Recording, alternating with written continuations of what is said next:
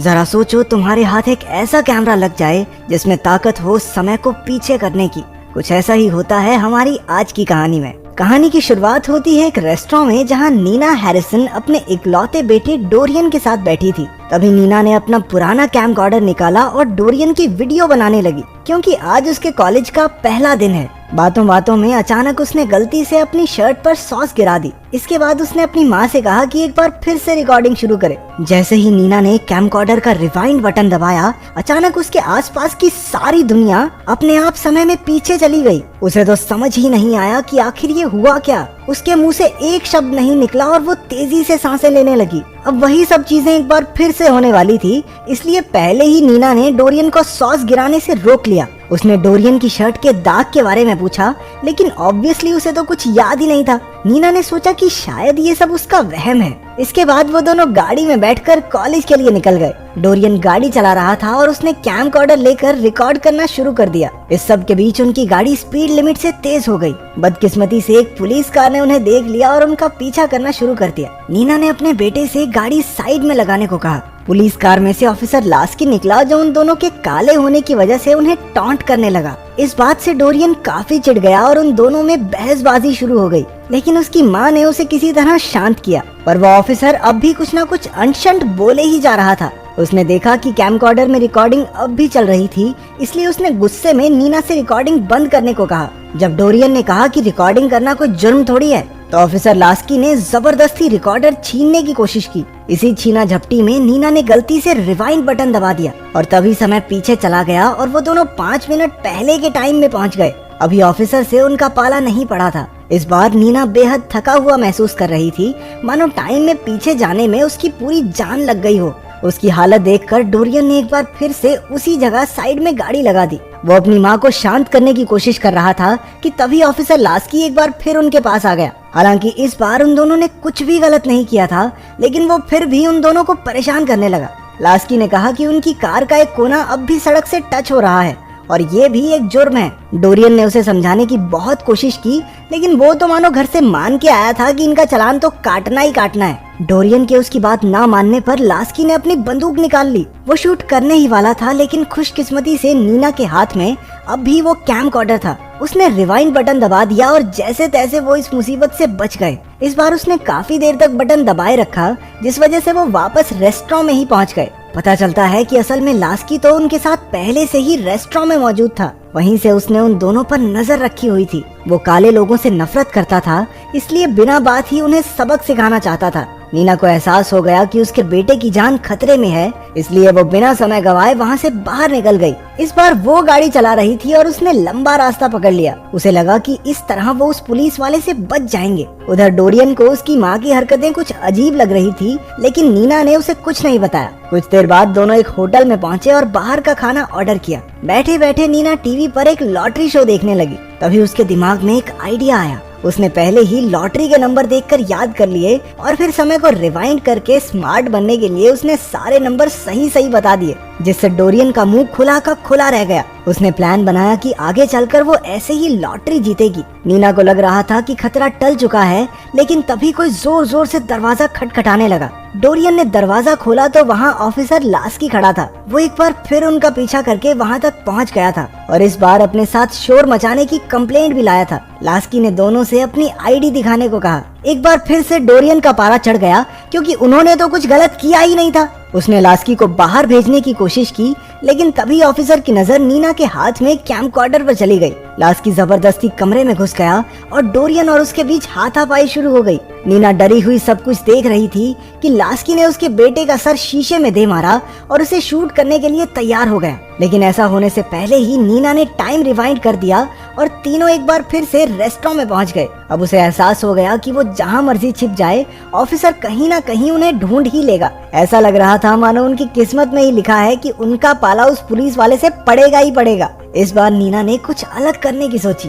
वो उठकर लास्की के टेबल पर गई और उसका दिल जीतने की कोशिश की। उसने लास्की के लिए पेस्ट्री खरीदी और कहा कि आम लोगों की सुरक्षा के लिए पुलिस वाले कितनी मेहनत करते हैं और वो इस पेस्ट्री के जरिए उनका शुक्रिया अदा करना चाहती है। लास्की उसे थैंक्स कहकर जाने लगा, लेकिन नीना के बाहर निकलने से पहले ही ऑफिसर ने उसकी कार देखकर पूछा कि क्या उसने ये खुद खरीदी है। नीना ने बताया कि उसने जी तोड़ मेहनत करके ये कार खरीदी है, लेकिन लास्की ने उसे कार के पेपर दिखाने का ऑर्डर दिया। ये सुनते ही नीना गुस्से से भर गई और कहने लगी कि उसे किसी को पेपर दिखाने की जरूरत नहीं है। डोरियन ने अपनी माँ को शांत करने की कोशिश की, लेकिन वो कुछ सुनने को तैयार ही नहीं थी। अब कोई रास्ता नहीं था, इसलिए वो कार से अपना फोन लेने गया जिसमें पेपर्स की फोटो थी। लेकिन जैसे ही उसने फोन निकाला, लास्की को लगा कि ये गन है और इसलिए उसने एक ही सेकंड में गोली डोरियन की छाती के पार कर दी। डोरियन की मौके पर ही मौत हो गई। नीना के पैरों तले जमीन खिसक गई और उसके हाथ से कैमकॉर्डर नीचे गिर गया। इसके बाद नीना हॉस्पिटल में अपने बेटे की लाश लेने पहुंची। नीना ने हेड डॉक्टर से अपना कैमकॉर्डर मांगा जो उस वक्त उसके पास था। कुछ देर में उसे कैमकॉर्डर मिल गया। उसने रिवाइंड बटन दबाने से पहले मन्नत मांगी कि काश ये काम कर जाए, और हुआ भी ऐसा ही। एक बार फिर से टाइम रिवाइंड हो गया और कहानी रेस्टोरेंट से शुरू हुई। अपने बेटे को जिंदा देखकर नीना की आंखें भर आई और उसने जोर से डोरियन को गले लगा लिया। अब की बार उसने ऑफिसर लास्की के रेस्टोरेंट में आने से पहले ही वहाँ से निकलने का फैसला किया। लास्की उन्हें दरवाजे पर ही मिल गया, लेकिन उसने चुपचाप उन्हें जाने दिया। इसके बाद नीना ने गाड़ी को एक पुराने घर के बाहर पार्क किया और आखिरकार अपने बेटे को सब सच बता दिया। उसने बताया कि कैमकॉर्डर में कुछ ऐसी जादुई शक्तियां हैं जिसके जरिए वो समय को पीछे रिवाइंड कर सकते हैं। उसने ऑफिसर लास्की के बारे में भी बताया कि कैसे वो उनके पीछे पड़ा हुआ है। नीना ने कहा कि उन्हें हर हाल में इस लूप को तोड़ने का रास्ता ढूंढना होगा।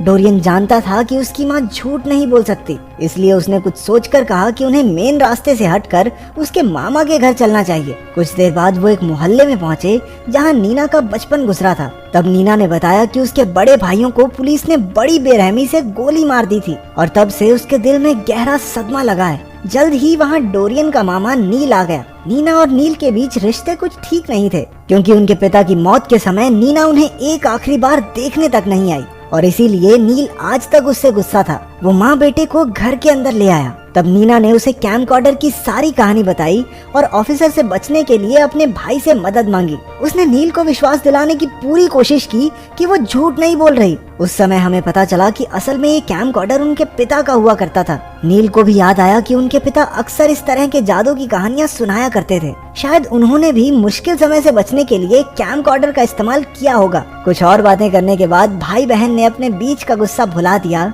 और एक दूसरे को गले लगाया। उस रात उन तीनों ने बैठकर इस मुसीबत से बचने की तरकीब सोची। नील ने कहा कि उन्हें डोरियन को कॉलेज ले जाना चाहिए, क्योंकि वहाँ से उन्हें मदद मिल सकती है। असल में डोरियन का एडमिशन एक ऐसे कॉलेज में हुआ था जहाँ सिर्फ काले लोग ही पढ़ते थे। अगर लास्की ने वहाँ उन पर हमला करने की कोशिश की तो बाकी लोग भी उसके खिलाफ खड़े हो जाएंगे, लेकिन सड़क से कॉलेज तक जाना बहुत रिस्की है। इसलिए नील ने बिना किसी की नजर में आए कॉलेज तक पहुंचने का एक शॉर्टकट रास्ता ढूंढा। उसने इतने सालों में पूरे शहर के कई नक्शे तैयार किए थे, जिनमें काफी खुफिया रास्ते भी थे। इसके बाद नील उन दोनों को एक अंडरग्राउंड सुरंग में ले गया। कुछ ही देर बाद वो सुरंग से बाहर निकले और सामने कॉलेज का दरवाजा था। आखिरकार कॉलेज पहुंचकर डोरियन बहुत खुश था। जैसे ही तीनों दरवाजे की ओर बढ़े, ऑफिसर लास्की न जाने कहां से टपक पड़ा। वो उन्हें रोककर पूछने लगा कि वो सुरंग में क्या कर रहे थे। डरकर नीना अपने बेटे को वहां से ले जाने लगी, लेकिन ऑफिसर ने बंदूक निकालकर उसकी ओर तान दी। तभी नील उनके बीच आ गया और ऑफिसर से कहा,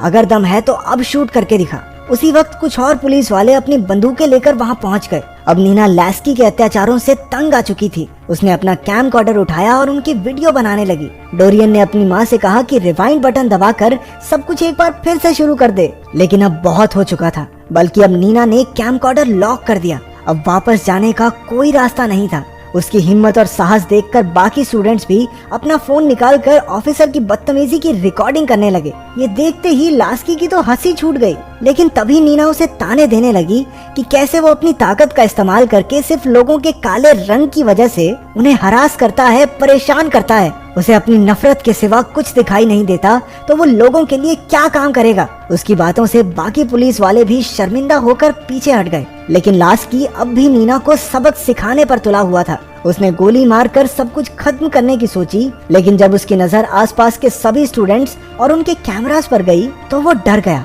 उसने अपनी बंदूक नीचे की और वहाँ से चला गया। आखिरकार नीना और डोरियन इस जानलेवा लूप से बाहर आ चुके थे। कुछ साल बाद नीना उसी कैमकॉर्डर से डोरियन और उसकी बेटी की वीडियो बना रही थी, जब बच्ची ने कैमकॉर्डर ले लिया और गलती से जमीन पर गिरा दिया। कैमकॉर्डर के टुकड़े टुकड़े हो गए। नीना की आंखों के आगे अंधेरा छा गया। इस कैमकॉर्डर की वजह से वो जिंदगी में न जाने कितनी मुसीबतों से बची थी, लेकिन इसी वजह से उसकी आम जिंदगी पर भी असर होने लगा था। डोरियन ने उसे समझाया कि अब उन्हें आगे बढ़ना ही होगा। नीना ने भी बात मानकर एक नई जिंदगी की शुरुआत की, लेकिन कुछ ही पलों में पुलिस के सायरन सुनाई देने लगे। अब एक बार फिर से उसे लास्की का सामना करना होगा, लेकिन इस बार बिना रिवाइंड बटन के। अगर तुम्हें भी कोई ऐसा कैमरा मिल जाए तो इसकी ताकत से तुम क्या करोगे, कमेंट्स में जरूर बताना।